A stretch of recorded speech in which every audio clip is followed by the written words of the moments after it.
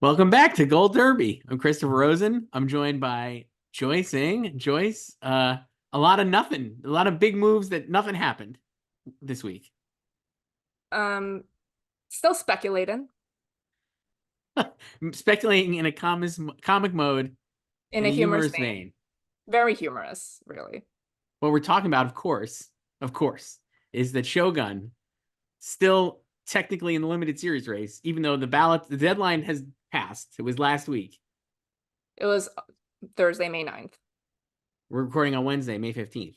So we Mhm. still don't know for certain where Shōgun will compete. But Well, we talked about this a little bit last week, yes, and the conversation has escalated since we recorded last Wednesday. certainly. So on May 9th, there was a Variety article that kind of right as the deadline is approaching.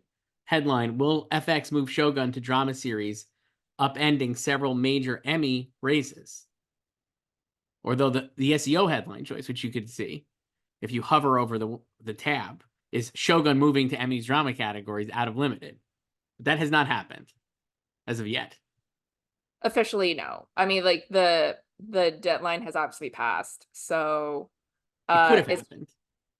yeah, they just haven't said yes or no yet. So by the time you're hearing or watching this, it may be confirmed. So this is a moot point. Do you think it will be confirmed before the ballots are in June? Yeah. You think it'll So leak out? I think so right now on their FYC site, the Mhm. Disney FYC site. So remember last week it was Shogun was still under limited. It's no longer under limited right now, Mm. but it's also not under drama.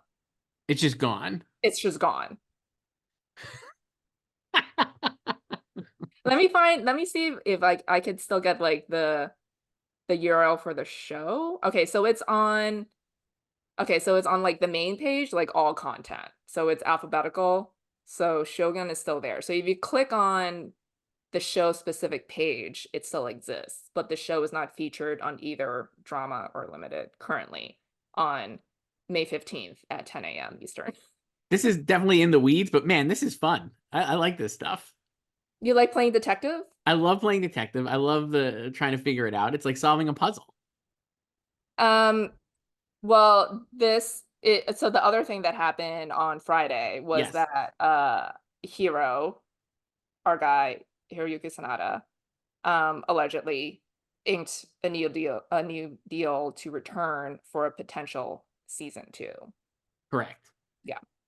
Now, sources indicate this is a Variety article on this as well. Sources indicate that in the event of a season 2 renewal, Cosmo Jarvis would also likely return to reprise his role of pilot major John Blackthorne.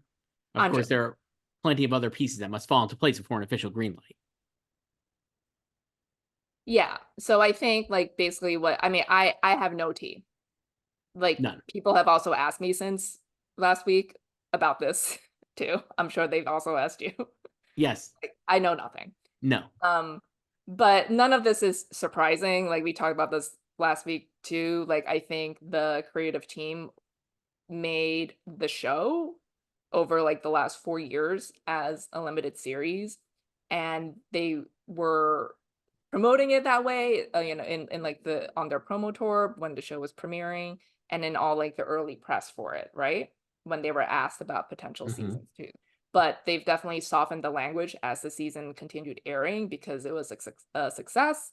And that's obviously, it's like, conversations were starting behind the scenes, like FX. It's like, hey, what if season two, right? And then you got a lot, they were really like hedging their bets like, after the finale postmortems, right? Like open-ended question Very answers. much so. Yeah. Yeah. So you could tell, when things are happening. It, That if you had to ask me right now on May 15th at 10 a.m. Eastern, I'm thinking it's going to be in drama. Because if it was going to be in limited, they would have just said they it's would in have just limited. confirmed it's limited, right? Like that's the whole thing. And That's the sticking point with a lot of people. It's like if yeah, it's not moving, why wouldn't you just say it's I guess it could just be to troll your competitors. which would be awesome. Love a troll job. I You know love it me. all. Love Yeah. a troll. But no, I think it's going to move to drama. And I think that would be a great boon for its chances in a lot of categories. Though, like we had said, I still think it would win limited series And I do think it would win drama series. So I don't think it really affects that aspect of it. Yeah, I think this is what a lot of people, like Emmy fans, have wanted this whole season because drama is so weak. And they Yes. want like a competitor there. Um, but I'm of the mindset that, just let it be what it is. Like it's weak this year, so it's weak. Like this is just emblematic of what happened this year in TV, right? This season in TV. And also if it moves, which is looking increasingly like it is, then we're just gonna have three shows sweep again, just like we had last year in Yeah. January. It would be The Bear again. Shogun is Succession, which we've said from the beginning. We were very early adopters on this, you and I. Shogun is not Game of Thrones, it's Succession. And then Baby Reindeer is Beef. Yeah. And so that's what we get, basically. Yeah, And it's it would gonna be the be the exact second same year in thing. a row with like three shows dominating their respective genres. So like that will be boring because I don't think that's actually emblematic of the year in TV because there's a lot of TV, but I think because of the just like the landscape of like there's too many shows and then our attention spans are so short, we don't have time to watch everything, so you just focus on like the cream at the top or whatever people are talking about, right? Like it'll be way more exciting if Shogun were in limited and it's facing off a Baby Reindeer, and then we're Right. still like, what the fuck is gonna happen in It would drama? Like it would that is be so much more right. fun. Right. I mean, right now I have Fallout winning drama. And I I know actually you feel do. and I feel pretty confident about that because I'm like, you know what show people actually liked and watched? Fallout. You know what shows they didn't really care about? All the other drama shows. So I mean, we talked about like Fallout in our column a couple weeks ago. Like you are way more high on it than I am, in terms of its win chances. well, the only reason I am, I don't It's think it because you don't want the crown to win. well, it's not that I don't want the crown to win. I just don't feel like do you honestly think there's literally any No, I'm like, enthusiasm for it? just because I have it in first doesn't mean I want it to Okay. win or I Okay. think it deserves to Right. win. It's not even about what I wanted to win. If it was what I wanted to win, it would be like Mr. and Mrs. Smith, maybe, or Loki, even. I mean, this is not a strong category, but I just feel like of all the shows, the lack of enthusiasm for some of these frontrunners, The Crown and The Morning Show specifically, would lead me to believe Fallout. And that's why I think Shogun, if it goes there, is like, Yeah, I think everyone would agree if guaranteed. Shogun moves, Shogun will immediately be in first. But if Shogun is not there, I don't necessarily think Sure. Fallout is like that much stronger because I feel No. like it's not like super broad, like even like a Last of Us was. Like I feel like it like obviously has a lot of fans and a lot of, like the fake numbers really high, their Really viewership. But high. I feel like it's really concentrated in like a certain demo. And I feel like it like the conversation and like buzz around it is not like as widespread as it was for something like Last of Us. Right. Or even like shows like The White Lotus, right? It's just like I, the broader appeal of it. right. I mean, I would say, I think it actually is. I would compare it. I actually do think it's like comparable to Last of Us, only because it's actually not as much of a bummer as Last of Us. So I think that helps. No, but I think like that show is a lot more character driven, which I think is why people really responded to it, Right. right? Whereas like Fallout is fun and there is obviously character development and like backstory to like the main three, but it's like they're different shows, So I mean, I've always had Fallout getting in, so that's like not like, Right. it's not like I don't believe in the show. No. And then No. also in terms of win, you have to think about like their winning package. Like what else is it gonna win? For sure. Well, now we maybe don't have to worry about that because if It's just Shogun gonna be goes three there. shows winning these categories. But it's also like, I mean, I do not want Shogun to come back. I don't think it needs to come back. Like it's a limited series. Let it be a limited series. And also, like if it comes back, a season two is not actually a season two of Shogun because it's basically just a spin-off. Because everything you liked about season one is not going to be in season two. Like half the people are dead. We talked about this. The two best. I mean, no disrespect to Hero Sonata and not Cosmo Jarvis either. Both of them I really love on the show, but I think the best people on the show and the best characters on the show are Anna Sawai and Tatenobu Asano. So I'm like, they're not on the show in season 2, and it's It's just like, basically gonna okay, be well, about, like, Toranaga's, reign, basically, yeah. like, in I mean, power, but so that's basically, like, a spinoff, you know? right. Now, I have no doubt that the talented minds behind Shogun season 1 or limited series could write characters as good or maybe better than the two that we're discussing here. But I'm like, the part of the reason I really love the show is Mariko and Cosmo and Blackthorn, that whole thing, and her whole character arc is so compelling, and she's not in it. Not in it. She's gone. So it does feel like it's a different show, like you said, a spin-off. We had said this weeks ago. Shogun : is the way to go here. Colon, a Shogun Saga. Anything like that. A colon, a Shogun saga, Shogun colon, the next book title. Just get the colon in there, limited series, this shit, and go on. I guess this would also fall under what we were talking about last week of, like, certain shows spending the first season. Like, they were already, planned out as, ongoing series, like Palm Royale. Well, that initially started as a limited Right. series, but when it was reconceived, it Right. was reconceived to be ongoing before it premiered. Yes. And like Sugar, it's like they spend the first season doing all this like setup, and then it's like the finale hits or there's a big twist, right? And it changes the show, and then it's like, oh, now we can finally get started in season 2, which is now basically what's gonna be Shogun in Right. season 2. The thing that Shogun did well is by telling a complete story, you have a great season, and then you could Yeah. do season 2. A lot of these shows maybe need to. A lot of them are ending like, man, that was fine, but I can't wait for next season. And I'm like, it would be great if the first season was actually like, I can't wait for more episodes and also the next season, but you can't But have like with everything. Shogun, I'm like, that was a perfect ending. Like, I don't Right. need anymore. It's got a completely contained ending, but I Yeah. look forward to seeing it in drama, I guess And I would then say. and then it's not like Big Little Lies either, because like that's still like the same group of people you want to see more of, right? Like that's what people wanted because you enjoyed watching these characters for 7 episodes. Right. And that's why people wanted more of them, and they all came back and added Meryl Streep. Also, Big Little Lies clearly ended on a way where it was so easy to imagine a second season. Yeah, yeah. Like it just ends without it being resolved, right? Or they get away with it, but Well, not they're on the really. beach. Right. And it's like, oh, you could easily just in your head, like be like, okay, here's where the next season goes. But if Yeah. the second season wasn't as good or, anywhere near as good, is regardless. I mean, it had the potential to be as good, certainly, way it But ended. that was on one like I don't need you to come back. Like I like that ending. That was fine. I Great didn't need more ending. of it. So Great ending. First season was great. Second yeah, season is still actually let not things bad. end. People can let things end. No. That's the problem.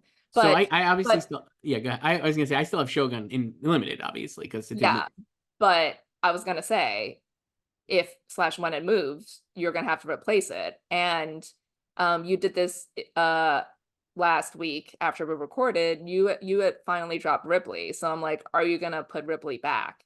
So first I have to say I gave up the ghost on my friend Ripley. Tom Ripley, R.I.P. and my picks. And then I would go back to Ripley if Shogun wasn't there. I just think that it would still get in. I went back to, I guess so. I went back to Fargo because I was just like, I think I'm overthinking it too much. Feels like You are. Fargo just get in. You just somehow like because initially when I even just floated the idea Laughed in your that it face. might be, and you laughed in my face, and then you were the one who was gung ho about it getting snubbed, and I never dropped it. Yes. So that was stupid. I admit when I'm wrong.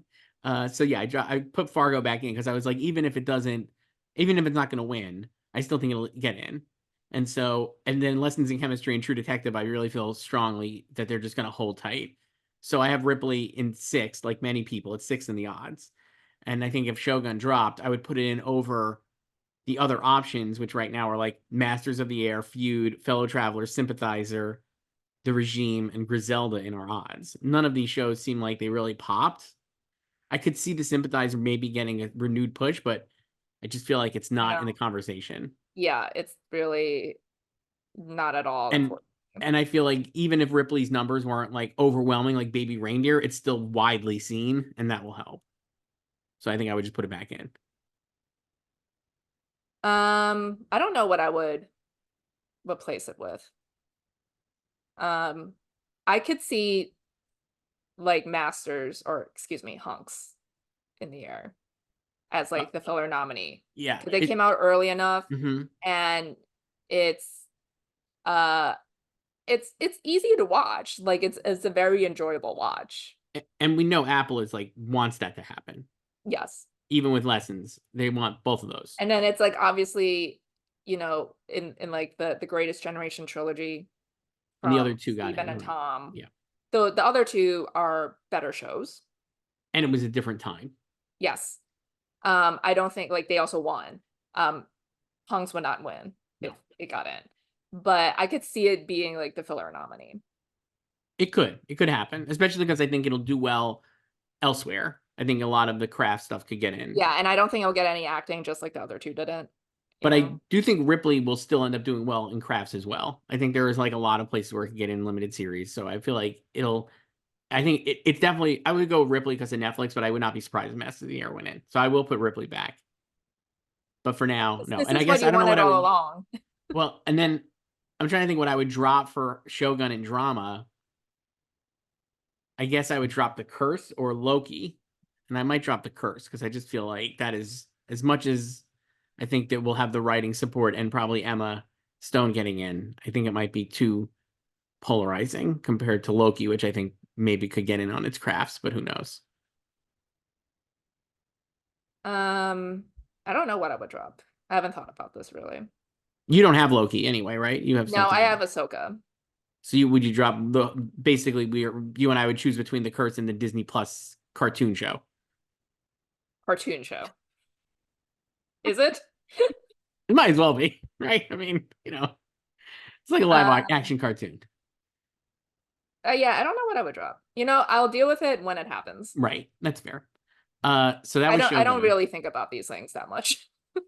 I'll give you another two picks since we're talking about my picks, which is so compelling. It's like when people talk about their fantasy teams. But I did make two other changes, Joyce, that I wanted to mention here so we could laugh at me mention for posterity so we could later laugh at my.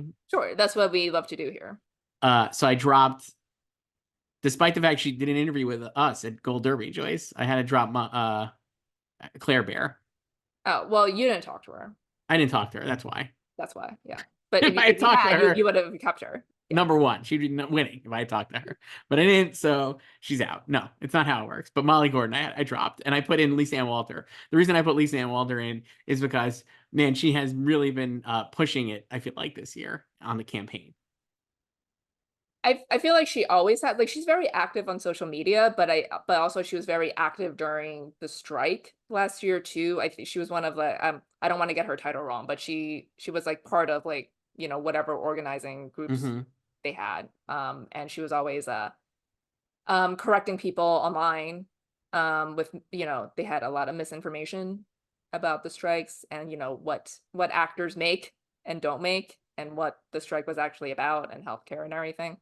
So I feel like she's always been campaigning since Abbott's been on the air, and obviously she's never been nominated before. I've always had her, like I haven't dropped her. I don't know if she'll get in. Like last year we thought like season 2, normally that's when a show would explode after already being embraced for a breakout first season, and Abbott didn't really do that. Right. So she did an interview with Vanity Fair, and I was like, oh, this is like, she's like going for it. She's got the prestige press now. Also not with you. And you're gonna No, but I put her in. I don't work for Vanity Fair, and no, and also, you know what else I thought too? We've talked about this. I think the third season is like very good. It's way better than season 2. Oh my God, it's so much better. And it's so funny that I feel like not a lot of people are talking. Do you notice that? I mean, I'm not sure that show has like a big online footprint anyway, but it does. I mean, it has like, it stands like live tweet every Wednesday. Okay. Airs, so. But man, the third season is so much better than the second season. And she is particularly really funny and has had like a lot of good stuff, I feel like. And in like major episodes, the most recent one, I guess, was the Mother's Day one, the most recent one. Yes, that was last week. And that was a good episode for her. And I just was like, you know what? I think she'll get in. And as much as I love Molly Gordon in real and like in other things, Claire Bear was still kind of polarizing, I feel like. So I had her in just because of like the bear being the bear. Well, the other thing too that happened within the last week was FX finally confirmed a premiere date for the bear. Sure. June 27th, all 10 episodes. And that is after nominating voting closes. Correct. So They don't need it to, last right. year it overlapped by like 4 days. So the thing is, they know they don't need to worry about They numbers. don't care. Yeah, they don't need it. They're in. Yeah. It's just then they're going to win everything again. Yeah. So it's actually like fine. So Yeah. I don't even know how much Molly Gordon will be in the next season. I mean, I'm sure she's in it, but like, you Yeah. know. Anyway, I put Lisa Ann Walter in. The other thing I did was I dropped Reese Witherspoon and I put Carrie Preston in just as the goof for Elsbeth. She also did an interview with us, not with you. No, that was part of the reason why I was just like the other thing. I just kept being like, I guess it's possible that this category is just the six of them. It's the top six that everybody seems to have, but I'm just like, it doesn't feel right to me. I don't know. I have no other reason to describe. I'm like, do we really think it's just going to be that chalk, especially when none of these really are that strong? Like, you can make a case that like outside of Jennifer Aniston and maybe that's it. Everybody else, maybe Carrie Well, Coon. also like I'm assuming you'll just drop Carrie Preston for Anna Sawai. Certainly. Yeah, because the others, I mean, I guess they're all set, but I'm like, it's Emma, Jennifer Aniston, Maya Erskine, Imelda Staunton, Carrie Coon, and Reese Witherspoon are the top six. None of those feel super strong to me.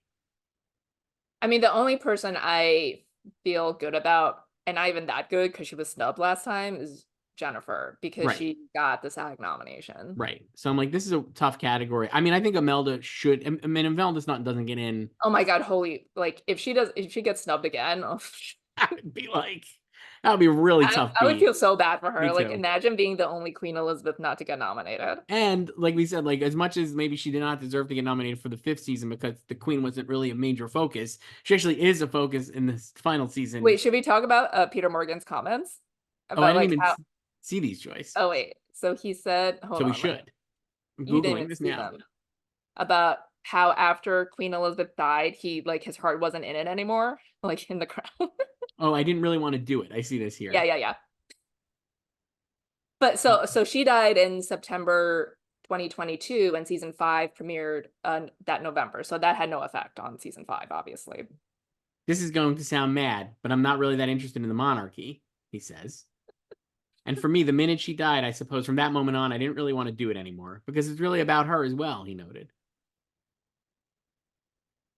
It's Seems great good. stuff. Yeah. And then he talked about like how he like broke his own rule about ending the show in 2005. Yes. Yeah. So Uh, that this is the kind of campaign you want. I love a campaign where we're just like, we Like don't an want to do this. anti-campaign, yeah. Because it's like reverse psychology. Yeah.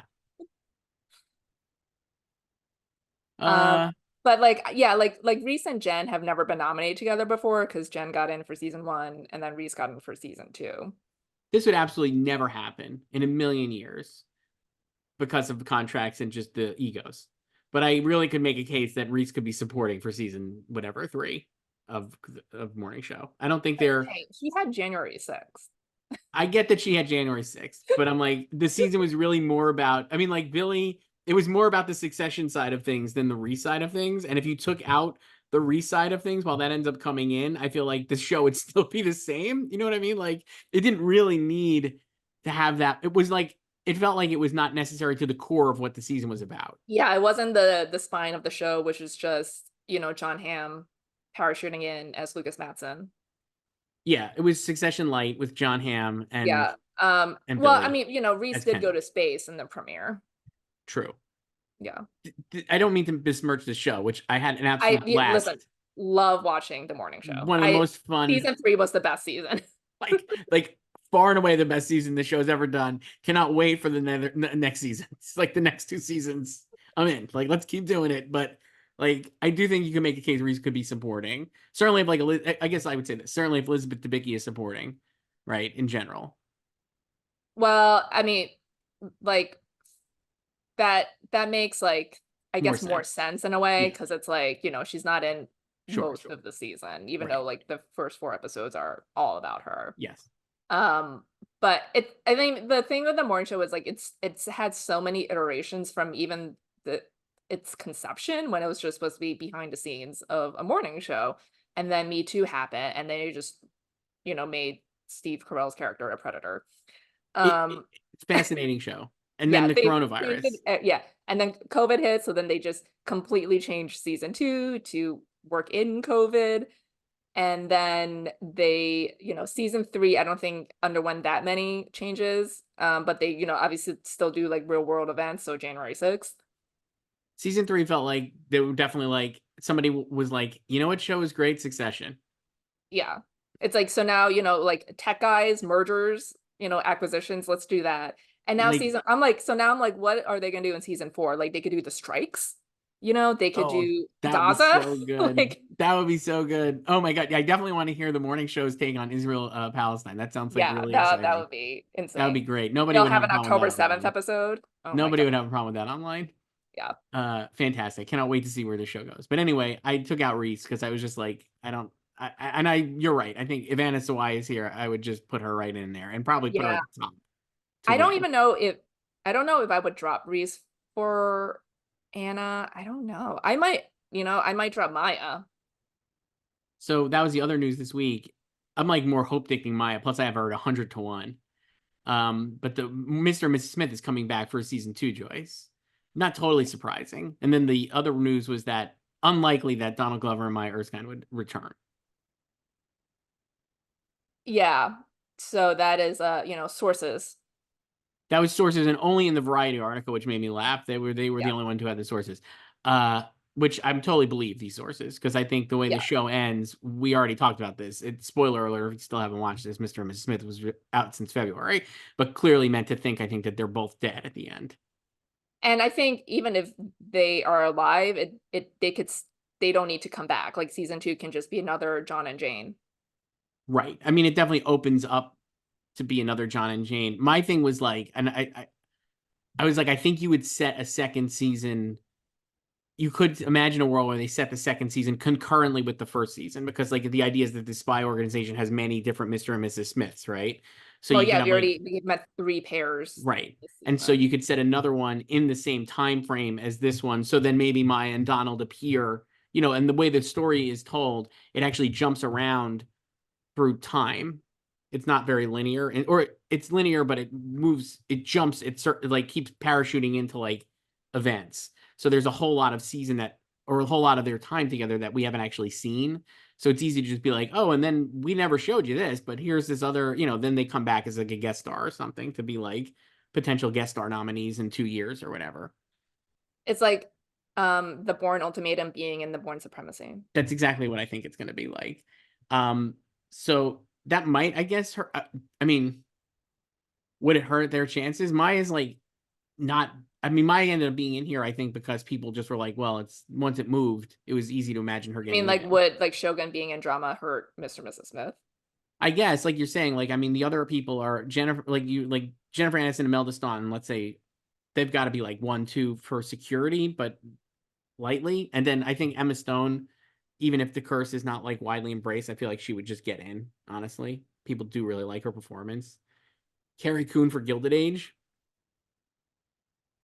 Your SAG Ensemble nominee, Gilded Age. I don't And know. then like Carrie Preston or Reese or Maya with Anna. I don't know. I mean, like it would be great if Maya got in. I think she deserves it. Certainly, she's actually the best part of the whole show. No disrespect to Donald Glover. I think she's so good on it. So it'd be cool if she got in, but I don't know. Yeah, I I'm don't just know. worried about the buzz. There's not a lot of buzz. Well, yeah, because it dropped all its episodes. It was a day and date on February 2nd.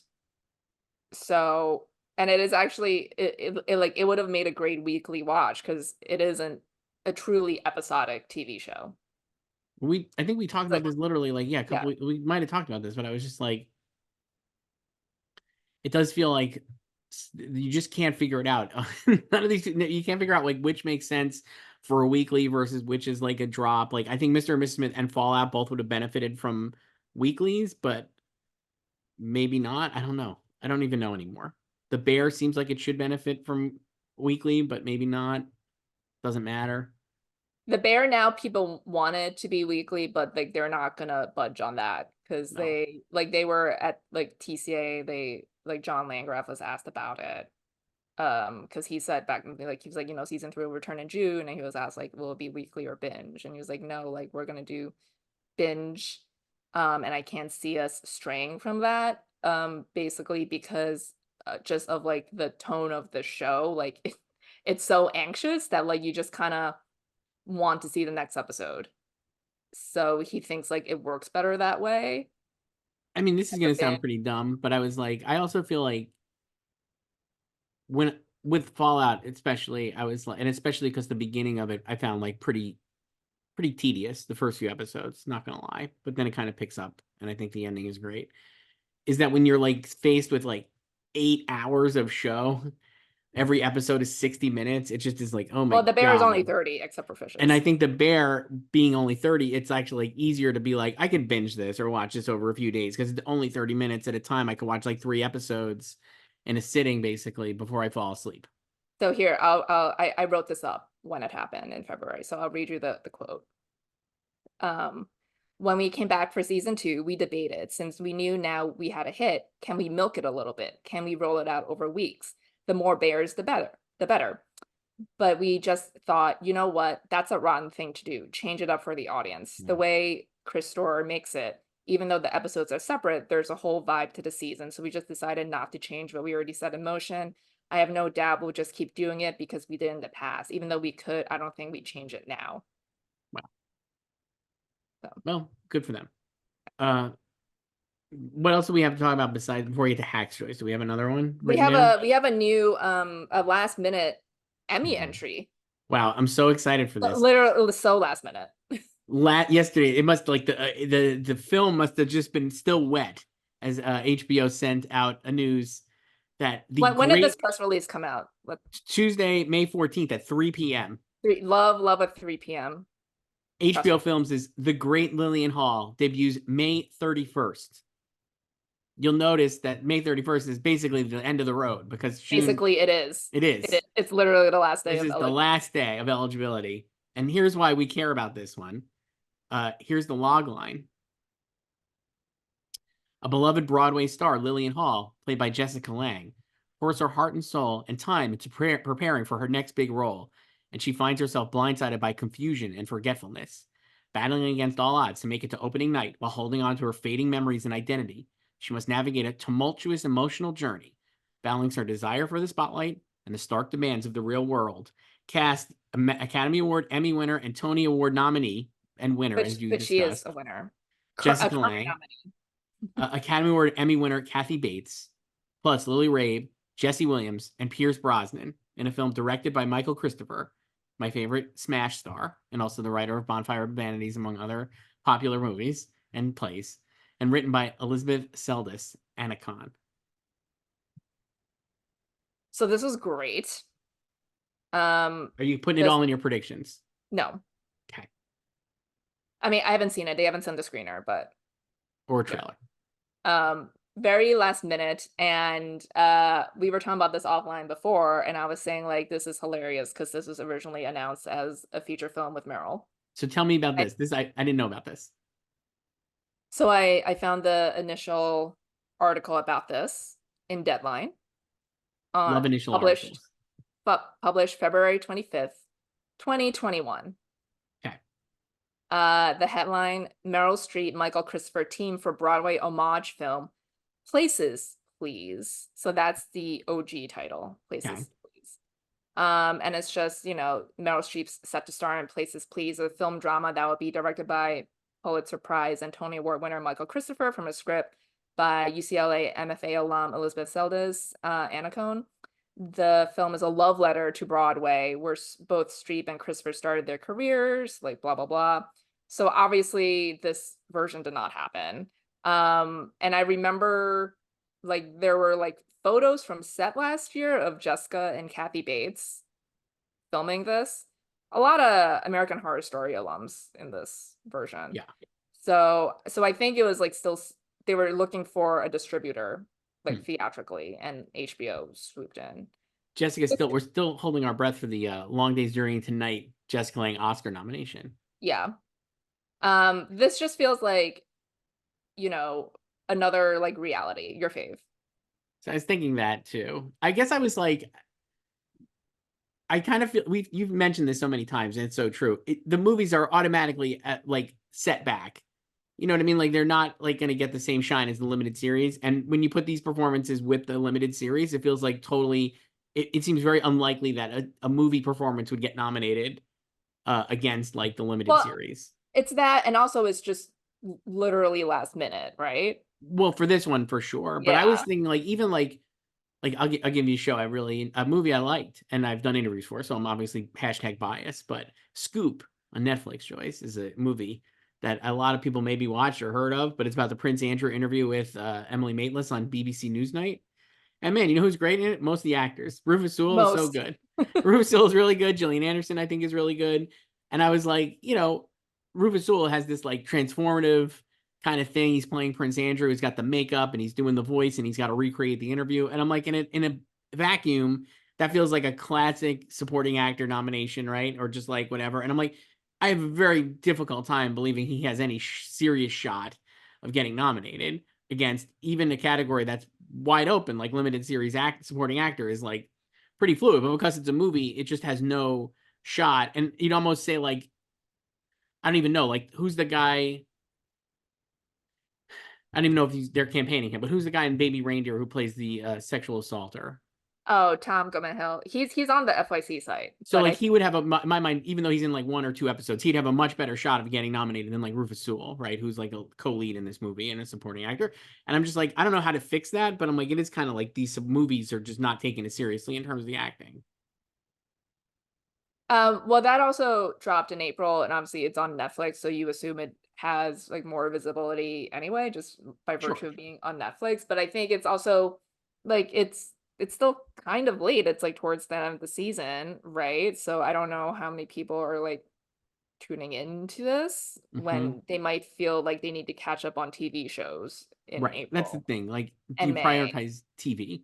And then, like last year, Daniel Radcliffe got in for Weird Al, but that also was an early release because that came out in November Mm-hmm. 2022. So Yes. we've seen how early releases also do well, especially in limited too, like from like the fall, like the early half of the eligibility period. So I think that also kind of helped him, and also that's a satire. It's a comedy, so I think it's a different tone as well. Mm-hmm. Whereas like these are all just kind of like dramas, right? Like, Right. um, it's kind of like, remember The Survivor? Yeah, of course. Yeah. Of course I had that in, but Ben Foster should have been a movie in real I life. mean, you were like, if this was theatrical, like I would have him in my Oscar picks. I think he would have made it in. That was a weak year. That was like one of the wasn't that 21, I think? That was Whatever a that was. 2022. So he could have gotten in. That was not a strong year. I interviewed him too for it, so I'm obviously corrupt. That was when they went. I mean, like Keaton was winning that year. Right. But they did. Andrew Garfield was a lone nominee for Under Banner of Heaven. Mm-hmm. That was when they went all in on Pam and Tommy. Yes. And they did Your Guy, Amish Patel, for Station 11. That was also an early release from late 2021. So basically what you're saying is might have made more sense to hold this for Jessica Lange so For the next cycle. for the next cycle. Um, I mean, like maybe like they see like or thinking like they could get TV movie too, like not even focus on Jessica Lange. Sure. I mean, it definitely could get in TV movie. That is a wide open. I still have Unfrosted in there. So Of course you do. very funny movie. Uh, so there you go. Jessica Lange. I'll look forward to seeing this. This sounds good. I can't wait for people to just predict it because it's Jessica Lange and Kathy I mean, Bates. certainly that will happen. Yeah. I'm sure that happened. I didn't do like a full search No. yesterday, but I'm sure that happened When yesterday. Anna Sawai is gone too, especially, they'll be like, let's Oh throw yeah, her yeah, in. yeah, yeah. And We're you know still gonna what? have like a limited series slate of just Oscar Best Actress winners. Right. I mean, it could happen, I guess. I don't know. No, not likely. Uh Hacks, Joyce, we could go to that, our favorite show, as we do our weekly recaps. Uh this A is month of hacks. this is the fifth and sixth episode, is that right? Yes. So fifth episode is one we've for loyal fans who have been with us here. We talked about it. It's the one where they're trapped in the woods. It's like a two-hander with Ava. Pennsylvania. The Yeah, Pennsylvania woods. yeah, they're in Pennsylvania for the QVC headquarters. Yeah, Ava and Deborah decided to take a break from writing, so Deborah wants to go shopping at a mall. And Ava's like, no, let's just like take a walk in the woods. And he failed. Really big fail, but hilarious episode that actually has like I think I said this at the time. I was like, honestly, some of Jean's best stuff I think in the show, Mhm. and it's like a lot of the stuff that Deborah says about aging is so interesting, and it's like all about her age coming like it starts with her physical and stuff for the late night show, or like to make her Yeah. a contender, she needs to have like a physical from the network to I make mean, sure that's she just, par for the course for any job, really. Like most jobs. and a lot of the stuff she says about aging is like really interesting, and I love that when she's like, I didn't look, she doesn't feel any older, but she is obviously right. She still feels like Yeah. she's 30. I mean, I think almost like everyone would probably say that. It's like your mind is still lucid, like Right, you have like energy, but your body is getting older. Like it's like athletes, like they still want to play, but their body is not cooperating. right. And she has like good advice, and Ava is going through her breakup, and she kind of has like good advice for her to just be like, why you care about a relationship, focus on your career, and like kind of like focus, like this is the time to focus on yourself, and like all these different things. Marcus gets a little bit of a job offer maybe from the QVC guy. Um, yeah, the guy likes what he sees. Yeah, he's like, Yeah. maybe I should poach you, and Marcus is like, Deborah would murder you, basically. Mhm. Yeah. Uh, Funny stuff. I really love. I love when they come back. Deborah sprains her ankle. Ava's got the bee sting on her eye. Marcus's reaction to Ava's face is Oh, just that was really so funny. funny, especially because it's a wide shot. Oh, good. I watched Really that so good. many times. Oh my Really God. funny. Yeah, it's a two-hander for Jean and Hannah. And I feel like this might be Jean's tape. Like it doesn't matter, but like she And has a great monologue at the end.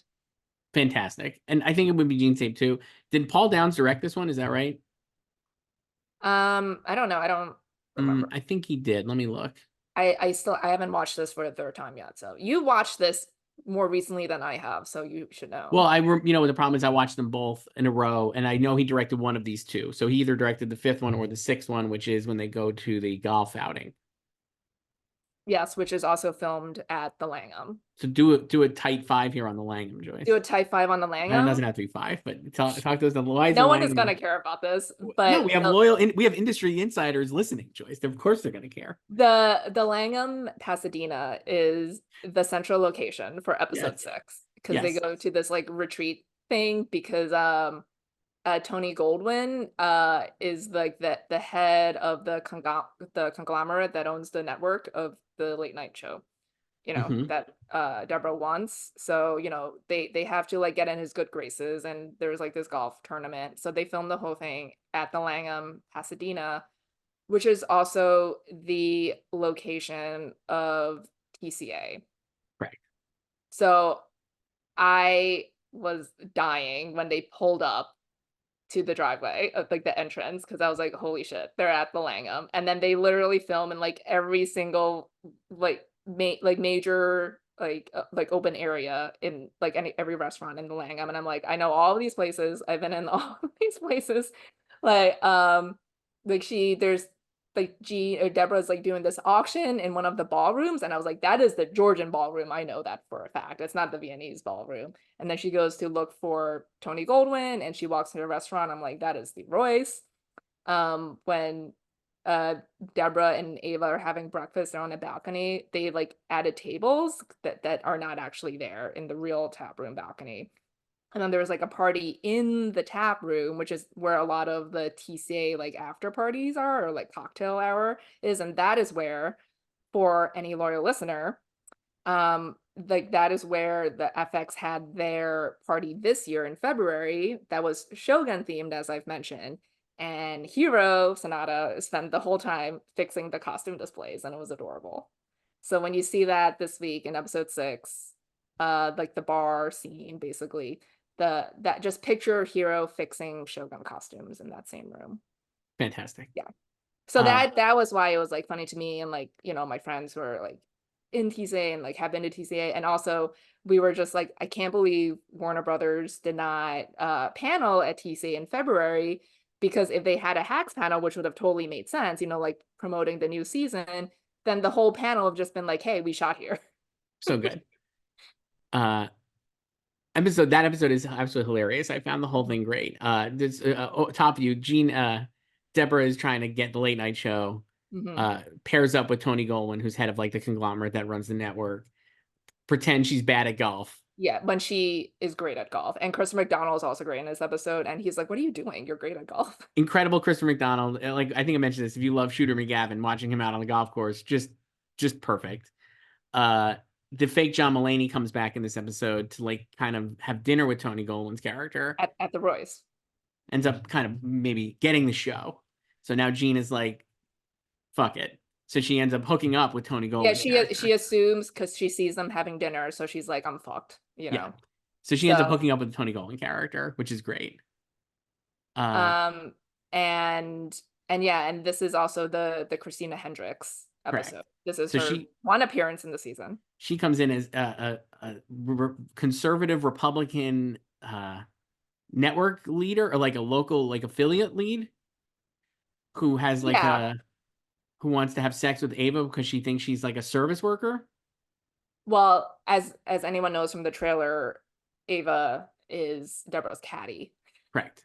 So she thinks she's just a caddy girl. She wants to like take advantage of the caddy girl. Yeah. It's like it's like, the alpha beta relationship. Incredible stuff there. This whole episode is a great one, I felt like, because you have Ava trying to wrap her head around the paradox of impossibility of ethical consumption just in general.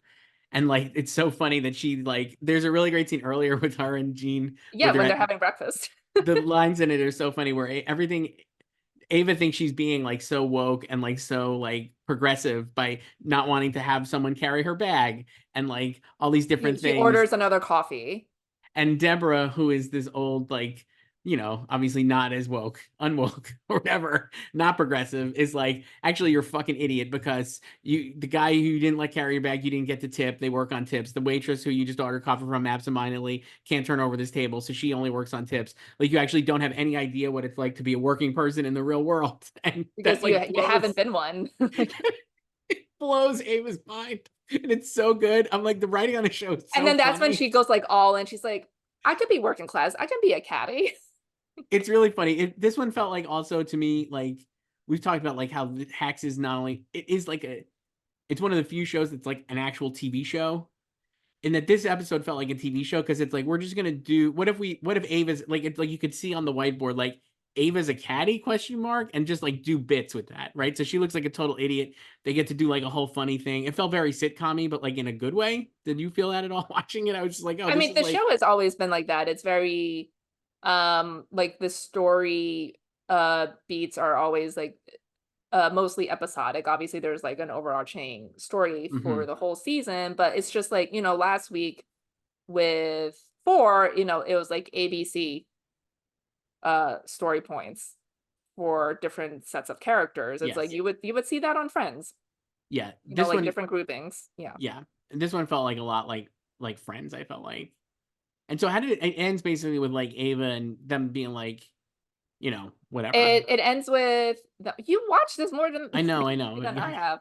It ends with her seeing Jean do the walk of shame. Right. And then they're like packing to leave, and Jean is just like, I don't know why I did that, but like I was upset because like I lost it, so it's just like, fuck it. And she's like, it's fine, like I remember and then it ends with the invite to Deborah's Christmas party. So JSC is finally here. The elf delivers the invite. So the reason that Deborah was so upset about sleeping with Tony Goldwyn is not ethnically, but is morally, because she was like the other woman, and she was like, I always said I would never be the other woman, especially after my sister cheated on me, like me with my husband or whatever. And then it ends where she gets the invite, and J. Smith Cameron is her sister, which I said it came to me in a dream. Dream Chris knew that, and then it came to fruition. So wait, in the next what happened in your dream? In my dream, it was just like It was just like, oh, she's like, it was like maybe us. I don't even know what it was. Reading on the internet, who knows? I was like, oh, of course, like of course, she's playing Deborah's sister. Like that makes so much sense. Like, if you think, like I said, if you thought about it for like 2 seconds, it was pretty obvious, right? Like that she would play Kathy, and especially because they kept going back to that, it just felt so obvious that they would end up like I bringing. mean, they've talked about her every single season, multiple Right. times every single It's season. like how on Abbott Elementary, I'm like, oh, we're gonna get Janine's father. Like they're clearly gonna cast someone to be Janine's father, right? Eventually, and like this, it's like, of course they're gonna play somebody to play Kathy on Hacks, and so J. Smith Cameron gets to play her. And then the next 2 episodes, which are next week, at least one of those two is a big one for Jay. She's in a lot, 7 is the Christmas episode. right? So 7 is a big All one, Christmas, all the time. So I think that would be JSC's submission. certainly, because I think she's in one other. I know She's she's in the in the finale. finale, yeah, which is like fine, but like this is like her big episode because And that they episode is great, as I think the Christmas one then also is Christopher Lloyd's episode as well, because there's some great Jimmy and yeah, Kayla there's stuff. there's a yeah, Jimmy and Kayla have their own plot line, Yes, which is great. Very funny. right. And then 8 is they're at Berkeley. So Deborah is double booked. So that's another issue. And that's a good one for Marcus, for Carl. Fantastic one for Marcus. And actually, Joyce, Mhm. I talked to Carl Clemens Hopkins this So now week. you got to predict them to win. Well, I So haven't predicted them being nominated. When this is published, I think the interview will be live. I had to like ask him. I really wanted to ask him about it's so funny. I was like, I really want to ask about that episode, but you really can't because it's like spoilers or whatever. But he has a great scene. It's like a really great episode for Marcus. It's actually one of his maybe the most. It's definitely the most he has to do this season, and maybe the most he's had to do in like a while. And there's a great scene towards the end with Tim Bagley, I think is the guest star, when they're at the bar talking about like yeah, that's Deborah's really good. legacy, that I just found like it's such a great scene. You'll obviously know when you see it. I'm not going to spoil it, but like I got to ask him a little about it. And he was a very lovely person. So they were, excuse me. Um, yeah, and uh, yeah, and then after that is the finale. And I can't wait till we get to the finale, Joyce. Just the fucking best finale since Succession, basically, to me. And it's not even Uh, a series finale. So no. And this one is definitely, like I said, last year or last season, 2 years ago, it definitely felt like if that had been the series finale, I think it would have been okay. And it would have worked as a series finale. But this season finale is like, give me another it's season so funny, like immediately. because I was talking about this recently with my friends about like how when like we have like the privilege of screeners, right? So like we would like watch things and then like we perceive things a certain way and never would guess like the public reaction to something. Like when I watched the like Shantyshire We um talked about this, session. yes. Yeah, like I was like my friends and I were just like LOL the dick pics. Like never in a million years was I like, oh holy shit, is Kendall dead? And then like when I watched the Hack season 2 finale, never was I like, is this over? Like I was like, cannot wait for season 3. So and then it was just like the public reaction is like, oh my god, like even you were like, oh that could have been the series Well, finale I of do Hack. think I didn't watch it and think it was a series finale, but I was like, if it never came back, I wouldn't care. Basically, I was like, it's a fine way to end the show. It totally felt like the right way to end the show. It could have been, but now I'm like so glad Yeah, it didn't. but it was just like I never like even consider that. And then like yeah, like when I talked to Paul W. Downs last year and I asked him about it, he was like, it didn't bother us that people thought that, but obviously it was not the end. This one is definitely like, oh boy, can't wait. So yeah, there's a lot of good stuff coming up. That one, so next week's are like you said, like the Christmas episode, and then you have Marcus doing a House of Vance thing, and then there's a great runner with Deborah actually, where she has a new challenge arises. Yeah. So yeah, she's double booked, so she's trying to do like be in 2 places Yes, over a weekend. So yes, and yeah. the challenge arises at one of those places, Joyce. I'm Yes. trying to do a Mad Men tease, a new challenge for They'll have like a preview, I'm assuming. I don't yeah. watch the previews, so I don't know. Uh, we have emails, Joyce. We can get to a lot of good emails. Is there another Email, game? we have another game. Email us at slugfest@goldderby.com. And I'm actually going to start with the game because Michael. So last week, Joyce, when we did this, Michael is our gamer. Michael had a great game for us. Try to put these. He gave us a list of shows from 2010 to 2012, and said put them on. Oh, excuse me. He gave us a list of streaming shows now and said put them on network TV in 2010 to 2012. And So we like did. the morning show, Mr. and Mrs. Smith, all these shows. So that's the context for this return. Another fun game for Joyce and Chris. Hey, Joyce and Chris, it's Mike. First of all, thanks for playing the game last week. And I love the choices that you two gave. No notes to every single one since I Oh, agree. wow. Just a spoiler alert, there are notes later from another emailer, but not Michael, course. who I trust and respect. Now, due to popular demand, we're going to play another game. However, this time around, we're going to reverse it. In this game, I'm going to name a broadcast network show that aired from 2010 to 2012. And you two will name which streaming service it would be airing on if it existed today. The catch here is that all of these shows lasted for one season and were canceled prematurely. So I hope you still remember them. Are you ready? Let's go. Okay. And he gave me some parentheticals here, which will help. At least for me, because I don't remember some of these. Oh my God. Again, this is so fitting. We're doing this in May during upfronts. Yes. So, first one, Detroit 187, the ABC police procedural starring Michael I remember Imperioli. that show. Okay. That aired, that was ABC Tuesdays at 10. Okay. So what streamer would this be on?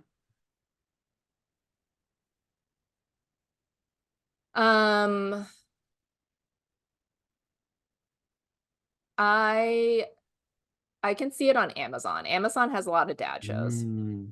That's really good. I was going to say Paramount Plus, but Amazon is actually probably a better one.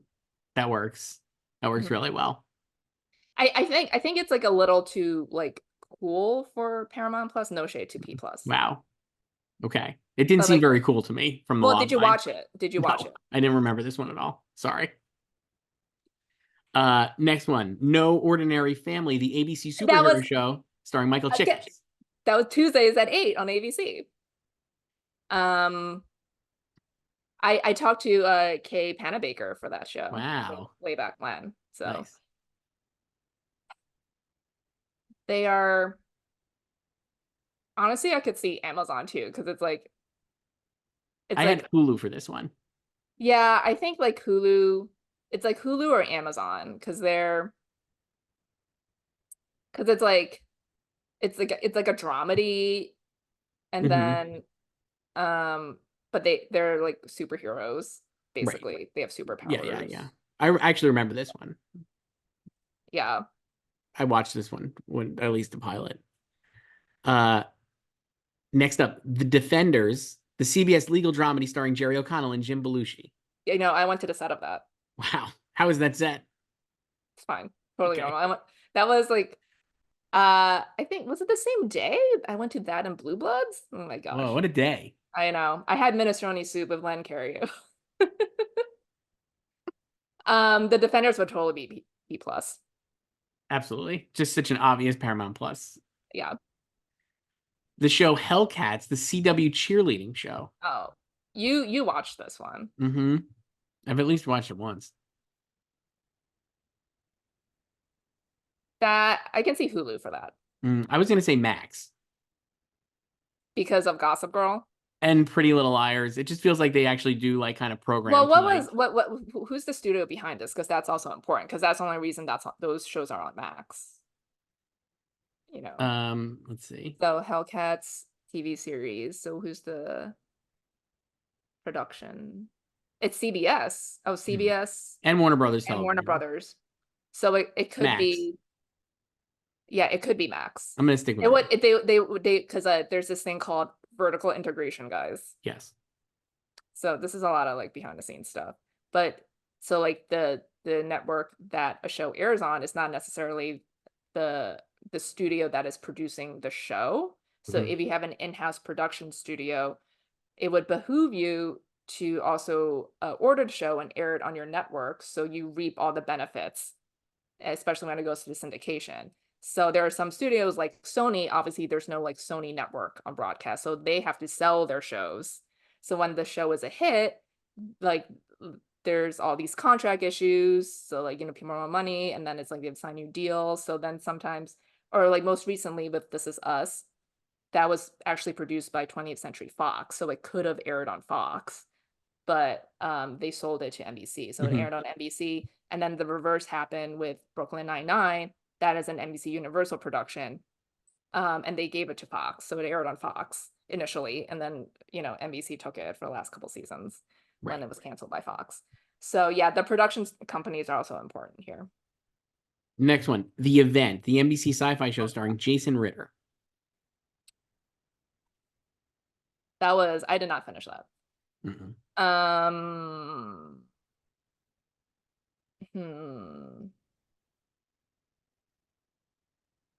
That I could see on Hulu too. Feels like Hulu. I was also going to say Netflix, maybe. Maybe. None of these really feel like Netflix yet. Not really, but that's when I could see bending into Netflix because like it's trash. Next one is Outsourced, the NBC sitcom that aired at 10:30 based on the 2006 film with the same name.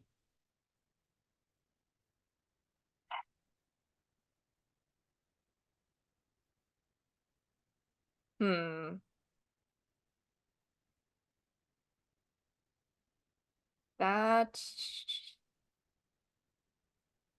See, the thing is, it's like some of these, because like a lot of things are just like on Disney Plus or like Hulu, but doesn't really.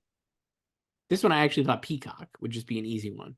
Yeah, it probably just would be Peacock because it also kind of feels like Fox, but that is obviously under Disney and would just be on Hulu or like Disney Plus now. So, but yeah, Peacock is fine. I think it was also Universal too. Next up, Good Christian Bitches, or GCB. Oh, GCB. The ABC show. So much controversy with that title. Starring Palm Royale's Leslie Bibb. I watched that. Yeah, I did too. That also feels like Peacock. I was thinking Peacock or Hulu actually for that. It could be Hulu because that was an ABC Studios production. Yeah. Next one, Pan Am, starring future Barbie Margot Robbie. Yeah. As a side note, Michael was a huge fan of this show. I like the show. Margot was really good on it. Yeah. I have one for this one. This I can actually see on Max. I was gonna say I could see Apple TV Plus for this. It just feels like right in the wheelhouse. It's like a period piece geared for boomers. Yeah, but I wouldn't say Apple just because I feel like it would look different. You know what I mean? Yeah, I do. It would have the Apple production value. Yeah, I still think it could be on Apple. I don't know. I mean, Max makes sense too, like in a Girls on the Bus type way, but I could see it being on. Yeah. And also the thing with like Apple shows too is like they go after like the big stars, right? Like that's their whole thing. But when can you imagine Sydney Sweeney? But like if we're acting like Apple existed in 2010, like Margot Robbie wasn't a big star. No, you'd have to replace it. But I'm like, you could find someone famous to put in this. Next up, A Gifted Man, the CBS medical show starring Patrick Wilson. I watched that too. I'm sure you did. I mean, when I say I watch these shows, it wasn't like I was a fan of these shows and I watched them like religiously. It was like I had to do interviews or like I covered the show. So I've seen it, is what I mean. This I can see P+. Definitely. Ringer, the CW drama starring Sarah Michelle Iconic. Oh my God. The boat scene. My friends and I still talk about that boat scene, the visual effects. That is Max. Definitely. Alcatraz, the Fox show, and side note, my dad was a huge fan of this show. That's Michael. My old coworker liked the show too. Mm-hmm. This Amazon. That's pretty good. Yeah. Next up, Terra Nova, the expensive Fox sci-fi show. That I can actually see Netflix. Me too. It would absolutely be Netflix. Some like just interminable sci-fi show that like, yeah. Next, Awake, the NBC show that you two mentioned last week. Yes. I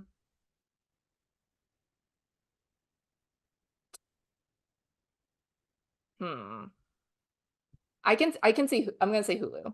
Okay. And then finally, The Playboy Club. Oh my God, I watched those like 2 episodes too. This I would also put on Apple TV myself, but I just like none of them feel like really Apple-y to me.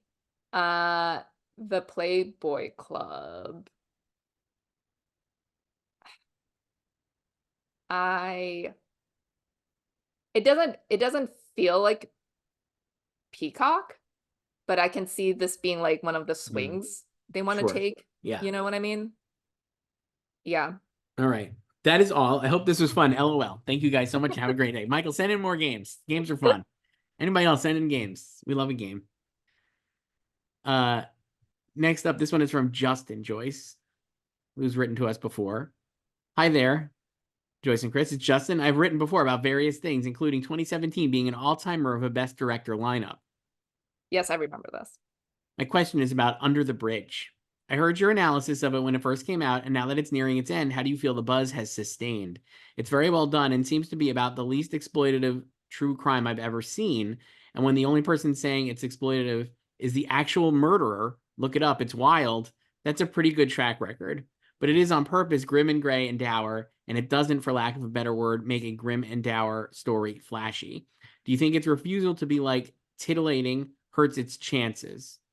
P.S. I find it funny after a season in which people argued about Lily being leader supporting. She's very much a supporting character this time, but is now the biggest star, so she's first in the credits. Also, I was told the Yankees were bad. Please explain. That's Justin. They are bad. So I was looking this up because I was like, fuck this, Justin. Come on. No disrespect to Justin, but like, fuck off. And the Yankees they're 28-15, Joyce. That's a good winning percentage. They're half a game up on the Yeah. Orioles. But I would say this: if you watch the games or look at their stats, this is a flawed team that is built to make the playoffs and lose again, like they have done every year for the last 15 years. So I'm not really concerned about this Yankees team. I will eat these And words if listen, they neither come of back. us is saying like the Mets are gonna win. No. So I would just say this: the Yankees are not. This is a classic Yankees team because they're going to be like all their fans are going to be like rah-rahing in August, July, and August. Like this is the greatest.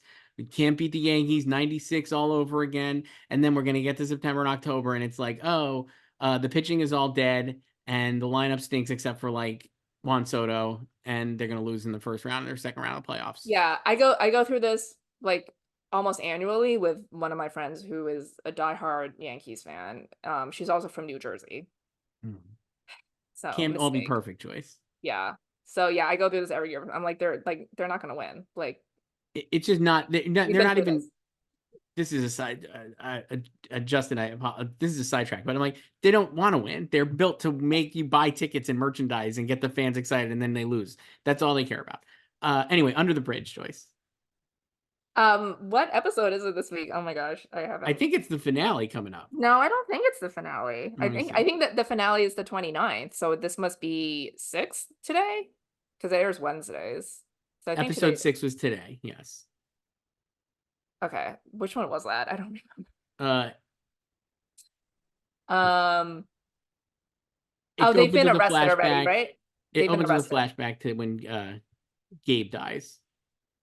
Oh, okay, yeah, yeah, the cliff. Yeah, okay. Um, I so I don't know any normie who is watching the show, but I have seen like tweets about the show. So I think it's like being watched, but it's not um, it hasn't exploded. It hasn't exploded. I think the only normies I know watching are my parents. I think at my What do they call the recommendation. show? They call it Under the Bridge, but very boring. They find it incredibly tedious. Interesting. Uh, so not maybe the best judge on this one. I don't What know. I why think do they find it boring? I don't know. They find a lot of anything, and they're like not. They're pretty harsh critics. They find most of this stuff bad. So what are they liking right now? Probably NCIS, any of the CBS shows, Oh, or how are they upset about Hawaii's I actually don't cancellation? know. I didn't ask. I mean, my dad watches like Fallout. He was watching. He was enjoying that. So I mean I have never put it in anywhere. You Well, I had guess like Lillian for like a hot second. I mean, I guess if Shogun is gone from the limited series categories, I would hope that opens up a world where not Lily, though Lily would be deserving. I think Chloe Guidry should absolutely get in for supporting actress. I don't think she would, but she's so fantastic on the show that it would be really great if she got in. All And the teens are great. all the teens are great. Archie Punjabi too would be great to get in. So I hope it would open up like a little room for one or two of them to get in. And I guess we didn't even, I mean, the fact that like when we were discussing what would replace Shogun, I didn't even mention Under the Bridge is like problematic, I would say, for its chances. But we know they watch things on Hulu, so maybe it's actually Yeah. not far fetched. We know they watch things on Hulu. I would say like I said, a couple weeks ago when we were talking about this, like I'm concerned about the late release because it premiered April 17th. Yeah. The late release is tough. And Yeah. while they like Hulu, it's not a cheesy kind of show like that they would like on Hulu. Yeah, it's not, as Justin said, like incredibly entertaining. I think it's like I don't think it's a hard watch at all. I think it's very once you get into it, like Yeah. I don't like he says, it's not like there's nothing gratuitous or like super titillating about it, which might not make it like super broad appealing, but I think it's very respectfully done and well told. And it's not super grim or dour either, even though it's dealing with really tragic circumstances. We talked about that when it came out. That was my like big impediment to even wanting to watch it. It was And like, then I don't want to you watch this shit. were immediately in. And then you're immediately in and it's actually like really good. And it's not even not entertaining. It is like very sad and grim, but like it is very watchable at the same time. And like there's a lot of great characters like that you kind of like really become attached to, which I think is a sign of a good TV show. So hopefully it would be not forgotten. I definitely deserve, I mean, compared to some of these other shows we talked about, it's like way better than a lot of them. Yeah, But I definitely like it a lot more than some other yes. shows from this season. But I think the other thing is like it feels like they're not really or like Hulu is not like really pushing it that hard yet. Yeah. Because They it just feels have like so they many could shows. really amp up like all like promote the teens, even though like they're more of a long shot than Riley and Lily and Archie too than the adults. But it's just like just talk about them as these like breakout stars, you know? I mean, Chloe, like legitimately, Chloe Guidry is like you should be like a humongous breakout. She is so good on it. This one is from Sarah Joyce, who emailed us at slugfest@goldderby.com. Hi, Joyce and Chris. I don't know how much reality TV you guys watch, but I was wondering, what do you think about the reality TV categories this year? Does The Traitors have a shot to make it into the Outstanding Reality Competition Program category this year, rather than only getting in for casting like it did last year? If The Traitors does make it in, does Survivor get the boot, or does another show like Top Chef or Amazing Race? I love Drag Race, but if it were up to me, The Traitors would be winning. It was the Avengers Endgame of reality TV with the cast they had, and it did not disappoint. I don't watch any I of don't these watch the shows. Traders, but I think I'll get in this year. So what would it bump? Maybe Survivor or like Survivor Okay. made the comeback. Right. Um I don't know. They're so lazy in this category, as we know. Right. So, I mean, I think it'll be cool, like no shade to Drag Race, but it would be cool if that was snubbed and Traders got in and won. So, like, they might be moving off of Drag Race because, Lizzo beat it 2 Yep. years ago in an upset, but Lizzo wasn't around last year, so Hmm. Drag Race won again Yeah. because Traders wasn't nominated. Right. So, and they are really promoting Traders. Yeah. And people really did like it. Yeah, they're campaigning Traders really hard. So I think like Alan Cumming could get into host. Like that would be cool if Alan and the show won too. I like those categories just need some excitement. Yeah. It's like, a lot of these shows are still good. I know I no longer watch Top Chef. I haven't watched it in like a decade, but I know people still enjoy it and it's, have like now like Pamela's gone, like Kristen, they have a new host, like Kristen, who's a former winner. So, and I love Tar, I know but you do. yeah, I mean that's not winning. Like it'll probably get in again, but it's not winning. So I think it's more like how they just need new winners. It's not necessarily the nominees. Like Tar won 10 times. Maybe that's a rules tweak that would be beneficial. You can only win a certain amount of times for a continuing show. I don't think they should cap it, but it's like I just don't know how you make them care more about these I categories. mean, like it is kind of weird, like to be like, oh, of course, like if like why wouldn't like it's like kind of John Oliver. Like John Oliver is always going to win because it's like the show's the same show. If you liked it, like nothing is evolved in that show, right? And for good or bad, it's just like this is it. It's still a great show. We're just going to have a win every year. Maybe it makes more sense to like put a cap on some of these. I don't know. Like just be like, well, you already won. It's still great. You're still an Emmy winning show. Like it's not like give somebody else a show. This one is from Jason Joyce. We're gonna do a little tweak here. Hi, Joyce and Chris. Can I ask a movie question during Emmy season? Yes, sure. What are your early opinions on the scene and first trailer release for Francis Ford Coppola's Megalopolis? And what do you think the reactions will be when it premieres later this week at Cannes? Well, I watched that trailer on my phone as it's meant to be seen. Yes. So did I. Yeah. But I'll tell you this, I watched it on my computer afterwards because I was like, fuck yeah, this looks awesome. I did not watch it on my computer afterwards. It looks so good. I gotta say, when the early buzz for Megalopolis, how do you say it, Joyce? Megalopolis. When they had that like buyer screening like a few weeks ago and Matt Bellany was there and like not Pete Hammond, Mike Fleming, I think wrote about it too. Boy, it sounded like a real mess. And I was like, this is not going to be great. That was the friends and family. Yeah. Stuff. Then I watched the trailer and I was like, oh man, this guy, Francis Ford Coppola was like, what if I made The Matrix? And it looks awesome. I was just like way in on all of it. I think it looks absolutely insane. I was like, like let him cook. Here is my buddy and I were texting about this last night. I'm just going to read it. These are the character names. And you know, the character names are unhinged. They're like straight out of Fargo. Okay, Adam Driver plays Caesar Catalina. Okay, that's pretty normal. Natalie Emanuel plays Julia Cicero.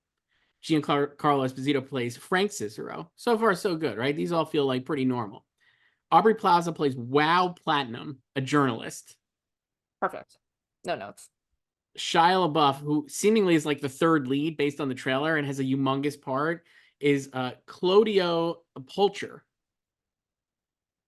Again, Lawrence Fishburne is Fundy Romaine, like lettuce, romaine lettuce. Yeah. Talia Shire is Constance Crassus Catalina. John Voight is Hamilton Crassus III. Jason Schwartzman is Jason Zandiers. Sure. Dustin Hoffman is Nush the Fixer Berman.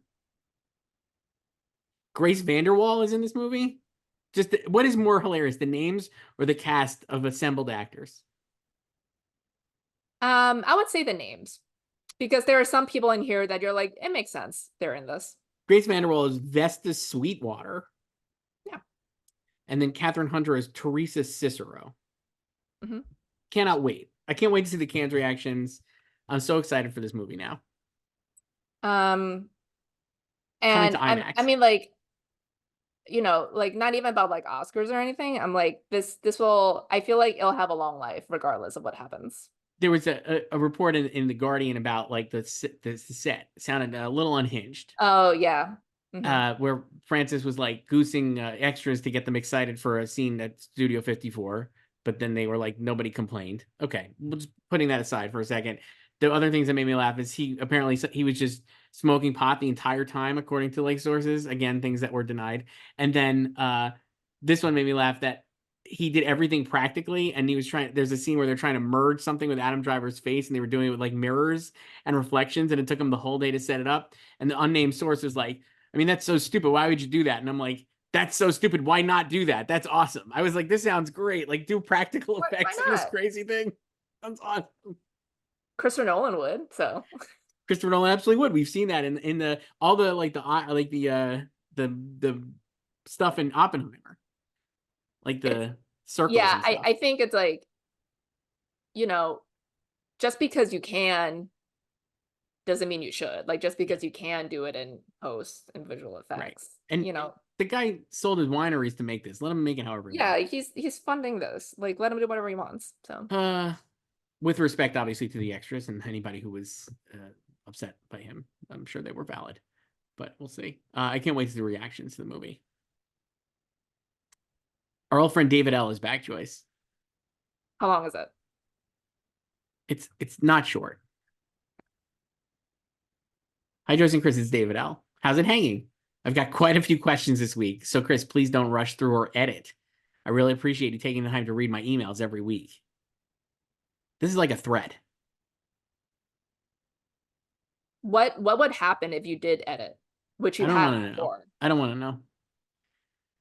If the rumors are true about Shōgun getting a season 2, then by law, did they have to move to the drama series before the submission deadline last week? Or do you think they've already secretly done it without telling the press? Or can they go the Big Little Lies route and still submit in limited and compete in drama next go around?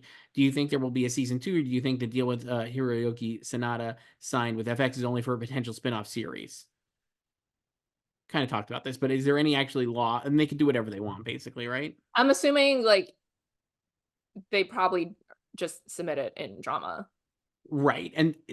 But they could, if they didn't do that, if they went limited, they would actually still be able to do it limited, Yeah, right? like it's kind of like White Lotus. Like they were not kicked out of limited, even though like season 2 was being filmed with Jennifer Coolidge. Right.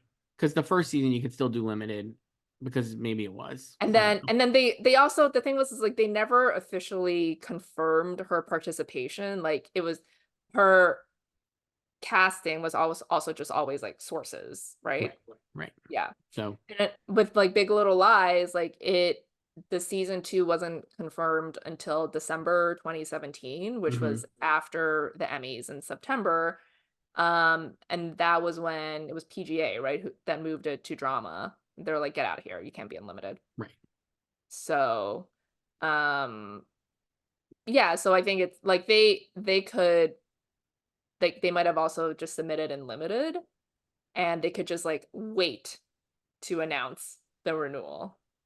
The only reason I think, like we said at the top, the only reason I actually think they are going to make it a drama is because they didn't say they're keeping it limited. It just doesn't seem like it would have been easy to just admit. Yeah, that's like the red flag. That's a like, red flag. One is just like it. Like I'm sure they've been fielding hundreds of emails for the past couple weeks about this, and then you could just come out and say like, no, we're staying in limited. Okay, now back to David's email. Now a couple of questions for Joyce. Why me? Joyce, I disagree with your take on Colin Farrell's alien look at the end of Sugar. He doesn't look like a blue vision. If anything, he looks more like Dr. Manhattan from Watchmen. It was amusing watching you both last week guess which streaming shows would have been on which broadcast networks, but I've got some notes. Joyce, what are you talking about when you said Hacks has too much of an edge to be a Fox show? Fox comedies are all about edge. May I remind you of edgy comedies like Married with Children, The Simpsons, and Family Guy? Also, the morning show does not feel like ABC. It feels like it would be more like NBC or HBO because it feels like an Aaron Sorkin type show in the vein of his series, The Newsroom, and the Apple TV Plus show, The New Look, is definitely not ABC. It feels more like PBS Masterpiece Theater, like Downton Abbey or Wolf Hall. I do agree with you that Slow Horses would be BBC America or NBC because it reminds me of a short-lived international espionage series that aired on NBC called Crossing Lines with William Fincher and Donald Sutherland. Remember that show? I rewatched it after finishing Slow Horses. Very underrated and an absolute fun watch. All of your viewers will love. Thanks so much for taking the time to read and interact with your viewers. You're both doing something great and revolutionary. Wow. Are we though? It's like I don't Washington think he over looks here. like, first of all, I don't think he looks like Dr. Manhattan, which I've seen people say since the episode aired because he doesn't glow like he does. It's a different shade of blue. Yeah. I already forgot like everything else he said. I guess we said Hacks wouldn't be on Fox, but I actually don't remember. Oh yeah, like I don't think it's because it's a different type of edge. Like I think Hacks is a lot more like its comedy is not as it's like cerebral and acerbic, but it's not as obvious as like the comedy on Fox. Right. You know what I mean? Yeah. Like I feel like Married with Children is edgy for that time. Yeah. But like the comedy was also a lot more obvious than like that like what Hacks does. Right. And the other one, sure. I mean, I'll trust. Sounds good. Thanks for your email as always, David. This one's from Luke. Sorry. This one is from Max, Joyce. Hi, Joyce and Chris. First of all, thanks so much for answering my questions from last week. We talked about Max last week. I have two again today, starting with one about Finn Bennett. Why is he so low in people's predictions for True Detective Night Country? The show is likely to do well across the board. He shares most of his scenes with Jodie Foster, a guaranteed nominee, and he has a great arc, and he is, well, just great.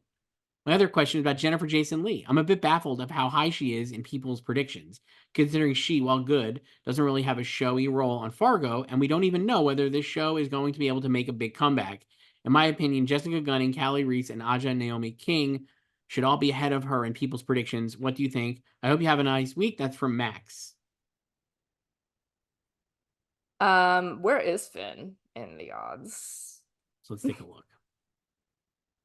I mean, I've had him in my predictions, so it's I not might have me. dropped them. Let me see. He's in 10th. He is in 10th. He's behind Barry Keoghan, who's in 3 episodes of Months in the Air. And Hugh Grant, who's in 1 episode of Yeah. Regime. I dropped him. I still have Sam Spruill and Jonathan Bailey and Joe Keery here. Not feeling great about all these. Well, we know why you put Jonathan in. I was bullied into putting Jonathan in. I actually love Sam Spruill on Fargo, and Joe Keery. Everybody else is predicting. If I honestly would rather drop Joe Keery than Sam, because I think Sam is like incredibly good on Fargo. But I don't know. I could see Finn getting in for sure. I guess I'm of two minds on this. I feel like we had said, True Detective being early really helps it, but I'm also like, I don't really think people are talking about it anymore or care about it. But maybe they already are done and they've already litigated this, and they're like, of course he's going to get nominated. I think like what helps him is like the show was a hit, and we Right. know like it was watched and liked by everyone not named Nick Pizzolatto in the industry. Yes. So and I don't necessarily think anyone else here is like that much stronger than him, you know? This is a really open category, like we have said. Like you can say right now that RDJ is super weak because no one is watching The Sympathizer, and there's like even worse for it, like it's just kind of buzzless, sadly. You know, it's a great show, but like no one is talking about it. Yeah, it's a big bummer. I interviewed Wa Shande this week, Joyce. Did you move him to first?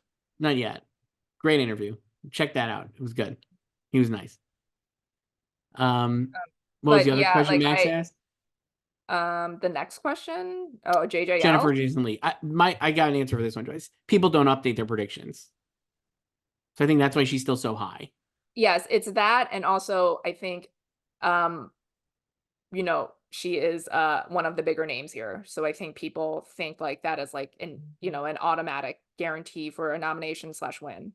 I have her in, but the odds in this category, I would say if you're looking at the odds in this category, they're all messed up, because here's the odds. You tell me what you think of compared to reality, or what we think the reality is. Jennifer Jason Leigh's first in the odds. Second is Callie Reese. Third is Aja Naomi King. Fourth is Jessica Gunning for Baby Reindeer, who would win, I think, like without question. Fifth is Sandra Oh for The Sympathizer, who I don't even have in anymore. Sixth is Diane Lane for The Swans. Seventh is Chloe Sevigny for The Swans. Eighth is Mocha Hoshi for Shōgun. Ninth is Fiona Shaw for True Detective. And 10th is Nava Mao for Baby Reindeer. And I have double Baby Reindeer. And she seemed like so obviously would get in, right? Like, I don't understand how she would not get in. Remember, she is the heart and soul. She's the heart and soul of the Baby Reindeer. So I think she'll absolutely get in. And I also have Fumi Nigadio getting in as well. Yeah, you could do if Shōgun is still here, you could do double Shōgun and double Baby Reindeer. So that's what I have, and then I have Aja Naomi King, Callie Reese, and Jennifer Jason Leigh. Now, if Shōgun is gone, I would probably move somebody else in, maybe Sandra would you just Oh, like or put in Swans? But I also dropped Fiona Shaw, so I'm like maybe I dropped all my Swans. So, but yeah, I think it's just like like people don't update. And like I understand why she was in first when back in February when people first did this. Yeah. Because like Fargo had just ended and some of these shows had also not premiered or had just premiered, like Feud. Or like True Detective was I think like halfway over by then. But yeah, I think it's just like her name, like just she's the most famous person here, or one of the most famous people here. I feel like the odds you should just show for most updated odds, it should show like the last 4 weeks of like updates. I'll just say this. My top 3 my picks are Jessica Gunning, Mocha Hoshi, and Nava Mao, all at 100-1 odds. I have like 4 people in mind at 100-1. So a lot of room there to get some good value in your picks. I mean, they're no longer at 100-1. No, but they're not as high as they should be. I mean, Nava is like still 40. What is she? 30-1. I mean, that's crazy. She's definitely getting in. Yeah. Like, just And put the her thing in. is, it's like, we know people watched Baby Reindeer. Like, put it in. If you're watching this, like, go hard on Baby Reindeer. It's getting in all these places. With or without Shōgun. It would still get in. Next up, more emails here at slugfest@goldderby.com. We really love our emails, Joyce. This is like the most fun I have of this all week. It's so great. This Well, one's we from get Holly. games now, so. I love the games. Send in games, send in anything. This one's from Holly. Hi, Joyce and Chris. HBO trolled Amazon so hard when it dropped the trailer for the second season of House of the Dragon, almost right after Prime released the trailer for season 2 of The Lord of the Rings, Rings of Power. What is the better troll, this or when they renewed True Detective right after Nick Pizzolatto cried like a baby that Night Country was better than his previous 2 seasons? That's from Holly. Nick Pizzolatto, if you're listening, Holly was saying that, not me. I was just reading. They're both great troll jobs. Like, I love Casey Bloys. I'm just pretending like he's behind this. We know he has a burner Twitter account, so. He's already said that. I absolutely think he's behind this. Like, he would definitely, I would not put it past him. Well, okay, so like True Detective thing, like, it was great because like season 4 did so well, so obviously the thing to do is to renew it, right? Like, that is a totally normal thing to do, right? What they did, they renewed it like 2 days after the season ended. It just so happened that Nick was having a hissy fit on Instagram. It definitely felt like I don't think about you at all, Mad Men meme. Yeah. Like, it was great. It was like, killer ratings. Like, everything about the renewal made sense if like Nick just kept his mouth shut. It was just the fact that he could not keep his mouth shut that made it an epic troll job. Pretty great. Which of these? This was also very funny because it also like started on Monday because like Amazon tweeted like a teaser coming tomorrow for Lord of the Rings, and then EW like hours later on Monday teased like what would be their cover story for House of the Dragon. So you knew like something was coming on Tuesday as well.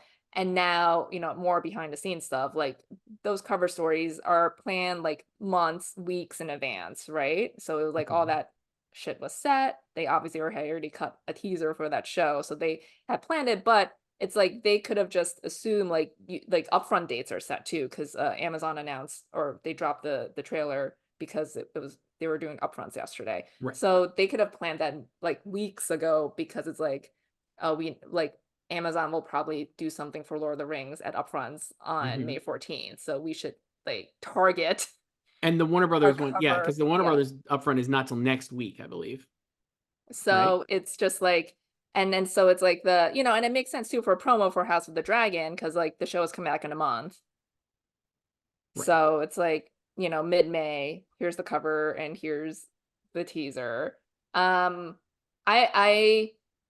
mean, I don't really care about either show, so it's like, I wish I did, but I don't really either. I think in the culture, I think there's much more interest in House of the Dragon than there is in the Lord of the Rings. Yeah, Lord of the Rings, I don't think, even if House of the Dragon had not released their trailer yesterday, I don't think there would have been a lot of conversation about Lord of the Rings. The other issue is not really Amazon's fault, but the fact that there's still so many ongoing Warner Brothers Lord of the Rings movies and projects in development, I feel like kind of makes this feel less special. Like there's already there's an animated Lord of the Rings movie coming out this year, I believe, and then they just announced they're rebooting, basically, or doing a Gollum prequel. I mean, maybe. I don't even know if it's that. Like, I mean, I watched season 1 of Rings of Power. I just don't know if it like elicits that kind of passion from fans. Like, maybe just like the diehard Tolkien fans like really love it.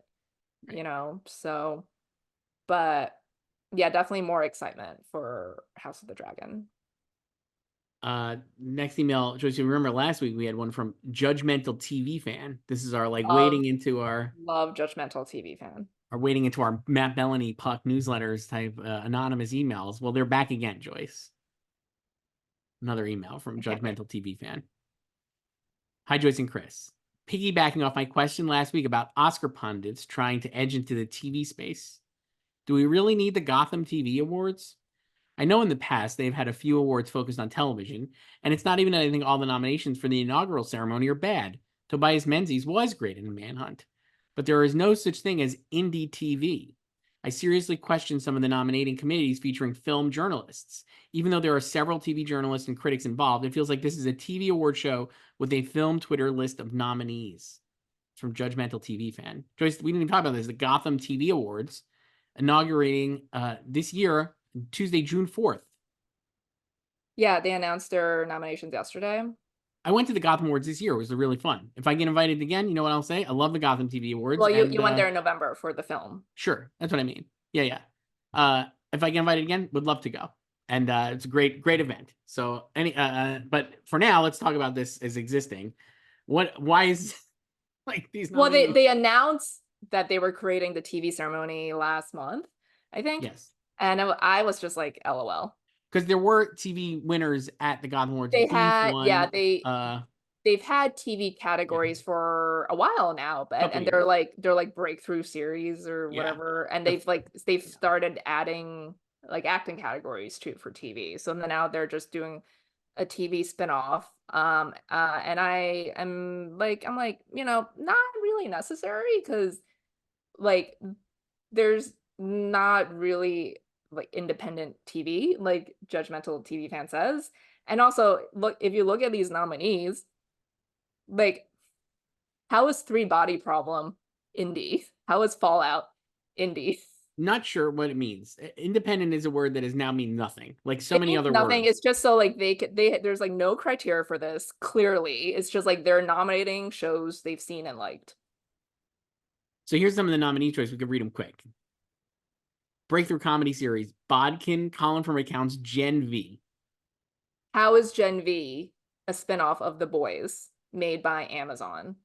Indie TV. Breakthrough Drama Series, Black Cake, Fallout, Mr. and Mrs. Smith, The Curse, and X-Men 97. 3 of these are huge IPs. Breakthrough Limited indie TV. Breakthrough Limited Series, Baby Reindeer, Ripley, The Sympathizer, Shōgun. Typo in the press release, or is that a new show? They added in the press release, they added an E to the end of Shōgun here. Shōgun, sure. And then Under the Bridge. Our fave. Great this is a great category. Whoever did this nominating committee, good job. Yeah, I like this category, these nominees.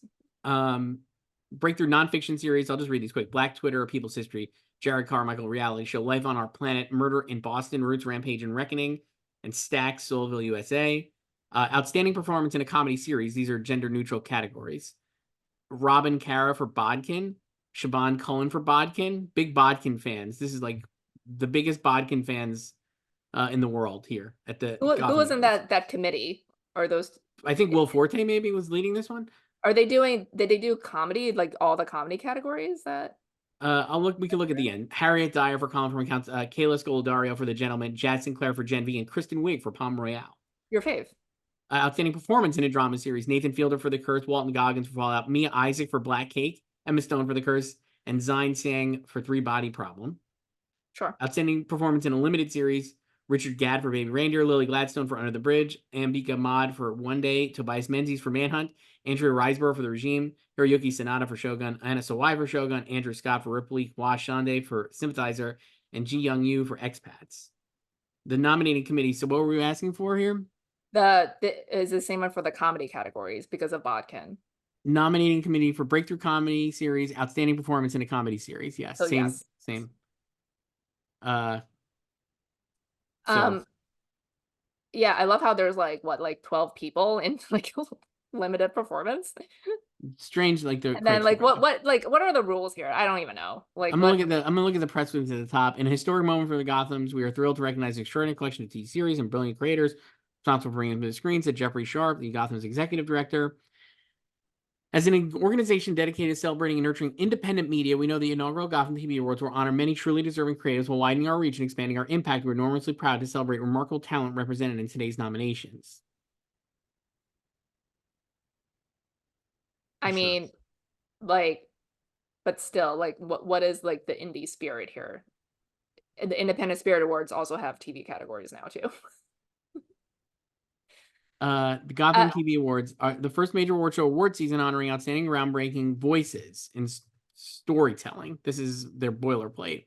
For over 30 years, the Gotham Awards have provided support for work in the Gotham Film and Media Institute, blah, blah, blah. Launched in 2024, the Gotham TV Awards recognize outstanding television series and performances, as well as celebrating icons of the industry. So they kind of like moved away from the indie thing, I think, Joyce. I mean, like we kind of saw that with the film awards. With all they let like anyone, um, submit if they wanted to, and then they had all their like fake like global icon tributes Icon and creator was a big for one, like right? Yeah. Maestro. But Barbie. it's still in their name. Like it's called like the Gotham Independent Yeah. Awards, whatever. But I mean, it's basically, they just want to have another award show and they want it Right. for And TV. they put on a But great event. I will say this: the other thing will probably help is that if they're not doing the TV, the Gotham Awards, while it was manageable, there was so much last year between all the tributes and the winners and the TV winners. It felt like an overwhelming amount of stuff for one ceremony. So, like by pushing out the TV into its own thing, actually will make the Gotham Awards I feel like they probably more had manageable. more tributes than like TV categories. Last year, they certainly did a lot of tributes, Joyce. A lot Yeah. of I tributes. mean, I do agree that it like a lot of these nominees feel like it's just like film Twitter's version of TV. Yeah, it does Um, feel like that for it's sure. like I think you see that a lot, and it's like whatever is like the buzziest like on Twitter, and I think that's what people perceive to be like the best and the only. Sometimes, Mhm. it's like, the last couple years when like the Gothams and like the Spirit Awards have had, TV categories, like they've just been awarding like, The Bear and like Last of Us, And and beef. it's yeah, and Beef. So it's like these were like the biggest shows, and it's like there are other shows here too, and I think like if you just pay attention to like the film Twitter conversation, like these are definitely the shows that like film Twitter watches, and they're not watching other shows that don't have that much shine or are not talked about as much. And I think that also hurts those shows, because if they do kind of get recognition somewhere somehow, or someone is talking about them, then you're like, what the hell? Like, this is not quote good because like film Twitter is not talking about it. Right. Like for all we dunk on Critics' Choice Awards, like I do think like, their film categories aside, their TV categories are actually not that bad. There's actually more variety in their TV nominees Sure. and there are in, like the Gotham and Right. like Spirit Awards TV Right. categories a lot of the time. So um, but yeah, so I don't like, cool, we have another award show. It's not gonna have any bearing on the Emmys, I don't really. think Like, so. I don't think so. so I mean the so they have like, just like with the film awards, they have uh critics and journalists determining the nominees, but then they're gonna have industry people pick the Sure. winners. So yeah. This email's from Paige, Joyce. Hi, Joyce and Chris.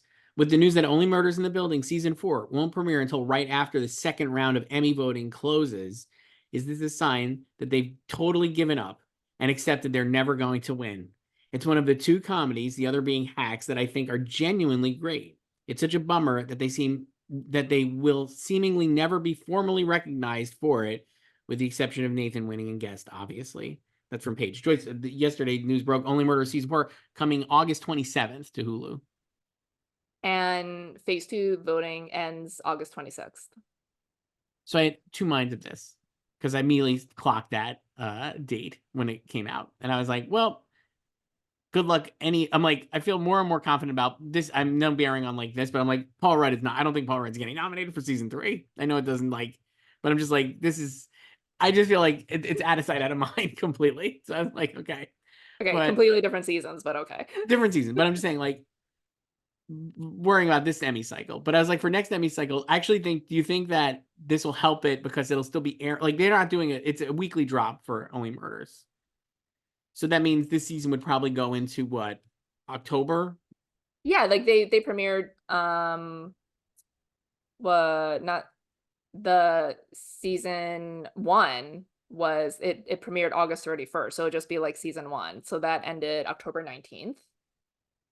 Yeah, because season two, remember, season two was when they premiered in June and Yes. in that dead zone after Yes. phase one voting closed, but before nominations. Right. And then season three premiered August 8th. So that was So I a was like, little maybe this will help the next season get more Emmy nominations. That was my thought.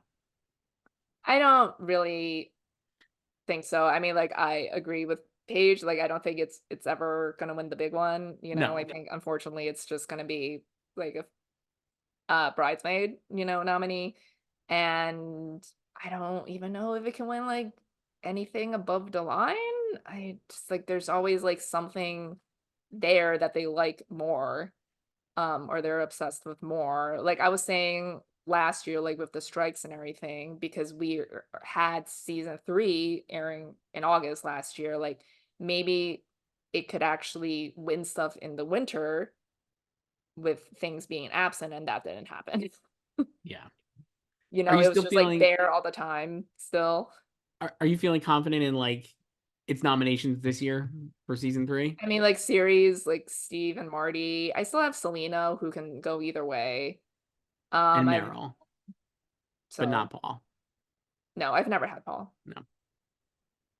But yeah, I don't, I mean, I love the show too. I think I love, I mean, truly the trailer, the end when Steve is just trying to push the piece of paper across the table, like funnier than most of the comedies that we have now. So, Funny, it's a good show. I like Only Murders. It's a yeah. solid B. I think we talked about this. I like, and I also love that it's premiering like end of summer because it is such a fall show. Well, That's that's why that always, was my issue with like season two because it's not a yeah. summer show. It's very strange that they were so forcing it into summer. It should really be fall. And Well, they I think like we forced know it. like they were doing it for season two because of Emmys for I season. know, but So like it is definitely a fall show. Also, Agatha all along got dated Joyce for September. You psyched? sure, with its like seventh different title. I'm psyched. I like that. Sure. I like all the people in it. Patti LuPone in a TV show. Come on. That'll be fun. Can you imagine her It'll be interviews? a great promo tour I from mean, her. already there was a clip of her, Joe Locke, and Catherine Hahn on the Oh red yeah, carpet or whatever. And like Patti LuPone could not give a single solitary fuck. you cannot muzzle her. And she's just talking about stuff that clearly should not be talking about. And there's a video and it's like Joe Locke just like looking at Poor Catherine child, Hahn. he's not ready. He's just like, oh no, why is she saying it's so good? Also, wait, the other thing I want to mention about the murders trailer, I love how they did a title card for Davine, like Great, not Gordon at the end. great. Yeah. Last email before we get going here, Joyce. And again, email us at slugfest@goldderby.com. We love your emails. This one's from Mark. Hi, Joyce and Chris. Why can't Hollywood just let things end, in italics?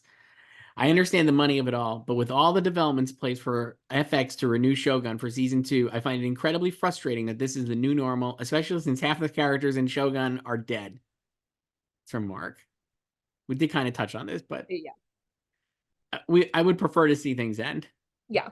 Let things end. They don't need to be revived or rebooted. Invest in original ideas. I think people like they're just scared right now. Like, this is why, not to double back and repeat for hour 2 of this, but for Shogun, I'm just like, the whole world and like everything about the show I really liked. Like the tone it was in, that it was pitched at, like the production design, all the aspects of the show are like A+. And you already told this story. To bring back like Hero and Cosmo to do this stuff all over again, it's like the characters have already had their arcs are over. You know what I mean? Like Cosmo's especially, it's just like we already know he's never getting out of there. So Yeah, like the he character's dies done. We there. don't That's it. Like we already know this. And like with Hero too, he already won. It's just like there's nowhere for these characters. Like do another Like that's why it made so much more sense to either adapt another of the books or just do something else set in that era or world that's different story, and like just move on from there. That way you could keep the Shogun idea of like this is what a Shogun show looks like and feels like, but with like new characters and stuff. Because just to go back to the old characters, I'm just like, who cares? Yeah, I don't need to see any more. I'm like, I got it. That I thought that was a good ending for, I mean, that's how it ends basically in the book. Mm-hmm. You adapted the book, you told a complete story, and like obviously we understand why they want more, but you don't like, do you need to do more? Like, does it make sense? No, it's And I a think you could kind of tell that from like the early interviews of like from Justin and Rachel and Hero especially. Because the, Hero has like point blank said like, no, it's a limited series, it's over. the early interviews were like absolutely not, and then it was Yeah. like they backed the Brinks truck up, and it was like maybe. Yeah. It's like, guys, like Landgraf is like, hold that, please. Money, Like, let's please. change that language. But yeah, I think like they're also impatient now. Like they want like the immediate gratification, the immediate return on things. I mean, Yeah. there's so many shows from, like 30, like in throughout TV history that like needed to be nurtured, right? Like Seinfeld, and a lot, and back in the old days, a lot of shows like did depend on like the Emmys, like winning awards to be saved. Like Party of Five was going to be canceled, Mm-hmm. and it won drama series at the Golden Globes. Yeah. So but now like there's there's just like no patience for this stuff. And it's like you need like and then with like streaming too, so it's like the ratings are all like blown to shit. So it's like, what are like actual numbers and like what are they prioritizing? And then like all of these, well, now we didn't mention this, but now the streamers are reinventing cable, bundling everything. It's like, thanks, TV was fine before you came in, before tech invaded the space and tried to change the game and ruined it. And now Not you're just great. trying to bring cable back. Cable would be fun. Maybe I should resubscribe to cable, Joyce, I guess. Yeah, so then you'll never have to figure out how to watch the Critics' Choice Awards. That's true. That would be great. Yeah, you don't have to look for a stream. Joyce will be back next week. I don't even know what we'll talk about next week. More hacks, 2 more great episodes of hacks and other stuff. Should we like dress in like Christmas colors for the Christmas episode? I don't know if I'm gonna go that far, but we'll see if I remember. We're gonna get on next week. I'm like, what are we talking about? I don't remember. All right, Joyce. And you This would is have fun. just finished the episodes again. What show is this? Okay, I'll talk to you then, Joyce. Bye.